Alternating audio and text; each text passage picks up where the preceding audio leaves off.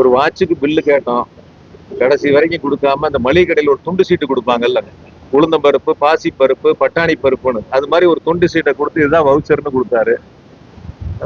பிளைட்ல ஏறி எமர்ஜென்சி எக்ஸிட்டை திறந்துட்டு அவங்களும் 2 தலைவர்களும் வந்து மன்னிப்பு கடிதாசி கொடுத்துட்டு வெளியில வந்தாங்க. என்னுடைய நண்பர்கள் தான் எனக்கு வீட்டு வாடகை கொடுக்குறாங்க, சாப்பாட்டு காசு கொடுக்குறாங்கன்னு சொன்னாரு. ஆயிரக்கணக்கான கோடியில சொத்து வாங்குறாரு. இதெல்லாம் சொந்தெல்லாம் அவர் ஒத்துக்கிட்டாருன்னு கேக்குறாங்க. எங்க இருந்து இந்த சொத்தெல்லாம் சம்பாரிச்சா எப்படி எல்லாம் வந்துச்சுன்னு ஒத்துக்கிட்டாருன்னு கேக்குறாங்க. 4 ஆட்டுக்குட்டி வச்சிருக்கிறவர் எனக்கு போதும்னு சொன்னவர் எப்படி வந்து இங்க கோயம்புத்தூர்ல எத்தனை ஏக்கர் சொத்து வாங்கியிருக்காரு, அதனுடைய மதிப்பு என்ன, எங்க இருந்து அந்த பணமெல்லாம் வந்துச்சு, ஏன்னா ஒரு மண்வெட்டி எடுத்து வெட்டினாரான்னு கேக்குறேன் நான்.